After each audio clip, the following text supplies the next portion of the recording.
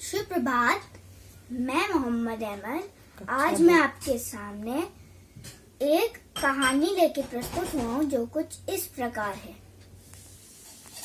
एक गांव में एक पेंटर रहता था। उस पेंटर का नाम था बाबूलाल। एक दिन एक जमींदार ने उसे अपने घर बुलाया। पता नहीं सेठ जी ने मुझे क्यों बुलाया है, शायद कोई काम होगा घर पे।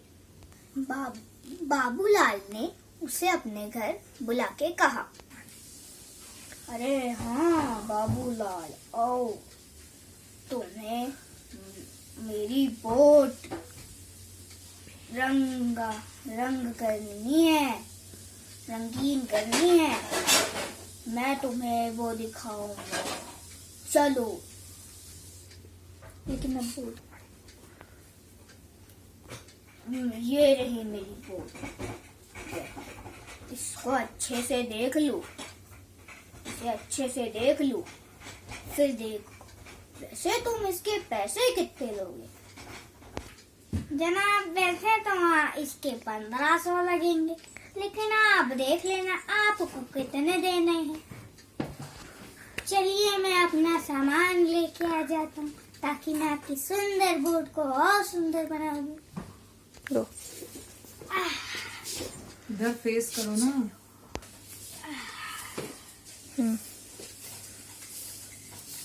अरे नहीं, इसमें तो एक छेद है। चलो मैं इसे मिट्टी लकड़ी की टुकड़ों से ढक देता हूँ।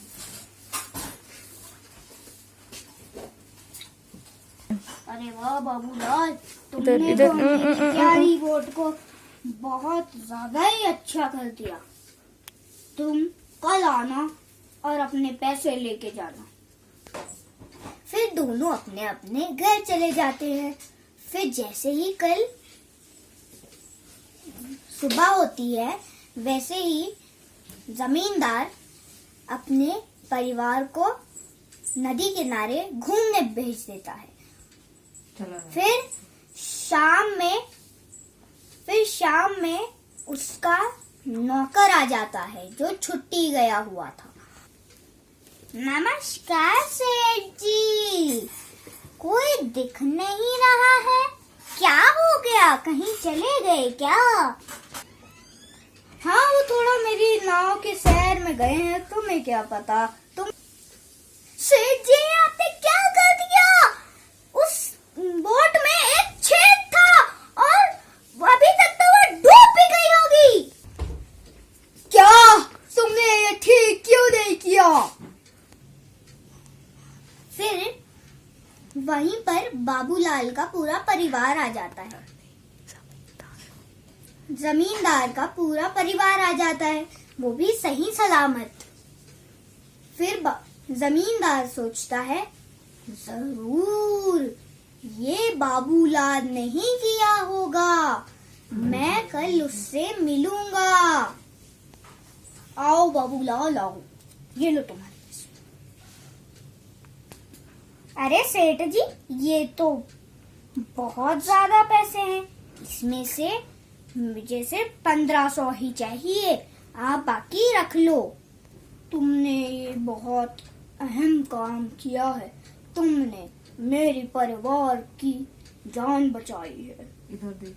एक छोटे से छेद की वजह से, अगर वो छेद तुम नहीं भरते तो मेरा पूरा परिवार डूब जाता। तो इसलिए तुम ये पैसे मेरी तरफ से इनाम समझ के रख लो। इससे हमें ये शिक्षा मिलती है कि हमें अपना काम ईमानदारी और सच्चाई से करना चाहिए। सुप्रभात। नमस्कार, मेरा नाम अबिया अरसा है। मैं कक्षा 5 में पढ़ती हूँ। मैं आज आपको एक कहानी सुनाना चाहती हूँ जिसका शीर्षक है समझदारी। मैं अपनी कहानी शुरू करती हूँ। एक राजा था, उसके दो पुत्र थे। राजा बहुत ज़्यादा बूढ़ा हो गया था, तो राजा सोचने लगा कि मैं अपने दोनों पुत्रों में से राजपाट किस पुत्र को दूँ। तो राजा ने एक दिन अपने दोनों पुत्रों की परीक्षा ली और दोनों पुत्रों को अपने पास बुलाया और दोनों को 1-1 रुपए दे दिए। फिर उनसे कहा, इस 1 रुपए से कोई ऐसी चीज़ लेके आओ जिससे पूरा घर भर जाए। फिर दोनों पुत्र चकित रह गए और सोचने लगे कि 1 रुपए से ऐसी क्या चीज़ है जिससे पूरा घर भर जाए, और राजा की आज्ञा तो पूरी करनी ही थी, तो दोनों पुत्र अपने अपने रास्ते निकल पड़े। एक पुत्र तो दिन भर घूमता रहा और उसे कुछ भी समझ में नहीं आया कि मैं क्या लूँ, और दूसरा पुत्र एक जगह जाके बैठ गया, सोच विचार करने लगा। जैसे ही शाम हो गई तो एक पुत्र ने 1 रुपए की घास ले ली और घास घर में ले गया, जिससे पूरा घर घास से भर गया। फिर जैसी रात हो गई तो दूसरे पुत्र ने दिए जलने की रोशनी देखी, तो दूसरे पुत्र के दिमाग में एक आइडिया आया, जिससे वह बाजार चला गया और फिर बाजार जाके 1 रुपए की मोमबत्ती ले आया। फिर घर जाके उसने पूरे घर में मोमबत्ती जला दी, जिससे पूरे घर में रोशनी हो गई। यह देख के राजा बहुत ज़्यादा प्रसन्न हुआ और अपने दूसरे पुत्र को उसने राजा बना दिया। इस कहानी से हमें ये शिक्षा मिलती है कि हमें काम हमेशा समझदारी से करना चाहिए। मेरी कहानी सुनने के लिए धन्यवाद। मेरा नाम हार्दिक है। मैं आप सभी के सामने एक कहानी प्रस्तुत करना चाहता हूँ, जिसका शीर्षक है टीवी की सच्चाई। एक स्कूल में 2वीं क्लास में बहुत सारे बच्चे पढ़ते थे। उसी क्लास में दो दोस्त भी थे। एक का नाम कार्तिक और एक का नाम गरिमा। वो जैसे जो टीवी में देखते वही करते थे। स्कूल में एक दिन उस गरिमा ने कहा कि मैं आयरन मैन की तरह बहुत ऊंचाई से कूद सकती हूँ। फिर वो बेंच से कूद गई। फिर कार्तिक ने कहा कि बस इतना ही। फिर वो उसके टेबल से कूद गया। फिर गरिमा ने कहा कि मैंने टीवी में देखा था कि स्पाइडरमैन एक पतले से धागे से दीवार पे चढ़ के कूद गया। फिर कार्तिक ने कहा, हाँ मैंने भी देखा था। फिर वो दोनों ने सोचा कि हम भी कल एक रस्सी लाएंगे। फिर कल कार्तिक ने जाने से पहले अपने बैग में एक पतली सी रस्सी डाल दी। फिर वो जैसे स्कूल में गए, स्कूल की छुट्टी होने के बाद उन्होंने छत के ऊपर जाके एक बहुत मजबूत चीज़ से बांध दिया। फिर वो नीचे आए। फिर पहले गरिमा चढ़ रही थी, फिर वो चढ़ नहीं पाई। फिर कार्तिक ने चढ़ने की कोशिश करी, फिर रस्सी टूट गई। फिर गरिमा ने कहा, ओ नो, तुमने तो रस्सी तोड़ दी। फिर कार्तिक ने कहा, कोई बात नहीं, हम स्पाइडरमैन की तरह छत पे चढ़ तो नहीं सकते, लेकिन कूद तो सकते हैं। फिर वो ये कह के वो दोनों छत पे चले गए। वो जाने लगे। फिर तभी मैम ने आके कहा, रुको कार्तिक और गरिमा।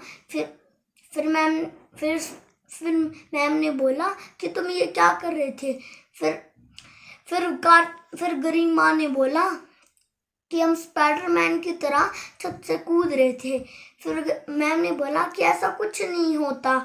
फिर उन्होंने पीछे हट जाओ। फिर वो समझ गए। फिर आज के बाद उन्होंने कभी टीवी की नकल नहीं। मैम ने समझाया कि टीवी की बातें सिर्फ एंटरटेनमेंट के लिए होती हैं। फिर कार्तिक और गरिमा को अच्छे से समझ में आ गया और फिर वो कार्तिक गरिमा कभी टीवी की नकल नहीं करते। इस कहानी से हमें ये शिक्षा मिलती है कि टीवी सिर्फ एंटरटेनमेंट के लिए होता है, उनकी नकल कभी मत करना। Thank you. नमस्कार, मैं भाविका जोशी। आप सभी को हिंदी प्रतियोगिता दिवस की ढेर सारी शुभकामनाएं। मैं एक कहानी लेकर प्रस्तुत हुई हूँ जिसका शीर्षक है जादुई पेंसिल। किसी गांव में एक छोटू नाम का लड़का रहता था। वो बहुत अच्छी चित्रकला बनाता था, लेकिन उसके पास पेंसिल और किताब खरीदने के लिए पैसे नहीं थे। तो एक दिन उधर बूढ़े चाचा आते हैं और उसे पेंसिल और किताब देते हैं। वो बोलते हैं, छोटू, ये कोई आम पेंसिल नहीं है, ये जादुई पेंसिल है। जो भी तुम इसमें बनाओगे वो सच में सामने आ जाएगा। तो छोटू वो पेंसिल ले लेता है और गरीबों की मदद करता है और अपने माता पिता के लिए खाना, वस्तुएं और बहुत चीज़ें बनाता है। ऐसे खबर फैलते हुए राजमहल तक पहुंच जाती है और राजा जी उसे राजमहल में बुलाते हैं और बोलते हैं, छोटू, मेरे लिए हीरे का सिंहासन बनाओ। छोटू बोलता है, नहीं महाराज, मैं ऐसा नहीं कर सकता, ये गरीबों की मदद के लिए है। तो राजा जी उससे जबरदस्ती पेंसिल छीन लेते हैं और हीरो का सिंहासन बनाते हैं। वो सिंहासन बल्कि सच में नहीं, वो ऐसा होता है कि वो सिंहासन प्रस्तुत नहीं होता बल्कि गायब हो जाता है कॉपी में। तो अपने मंत्री से बोलते हैं, मंत्री, तुम इसमें हीरे का सिंहासन बना। तो जो मंत्री होता है वो हीरे का सिंहासन बनाता है, वो भी गायब हो जाता है। तो छोटू से बोलता है, अगर तुमने इसमें हीरे का सिंहासन नहीं बनाया तो हम तुम्हें कालकोठरी में फेंक देंगे। तो वो बोलता है, नहीं राजा जी, मैं ऐसा नहीं कर सकता, और वो सोच में पड़ जाता है। फिर वो एक चित्र बनाता है, बूढ़े चाचा का चित्र बनाता है। अब वो उनके सामने आ जाते हैं और बोलते हैं, राजा जी, आप इतने अमीर हैं, मैंने तो ये सपने में भी नहीं सोचा था कि आप इतनी नीच हरकत कर सकते हैं। तो वो राजा बोलता है कि मेरे को अपनी गलती का एहसास हो गया, अब मैं ऐसा बिल्कुल नहीं करूँगा। इस कहानी से हमें ये शिक्षा मिलती है कि हमें लालच नहीं करना चाहिए और जो हमारे पास है उसी में खुश रहना चाहिए। धन्यवाद।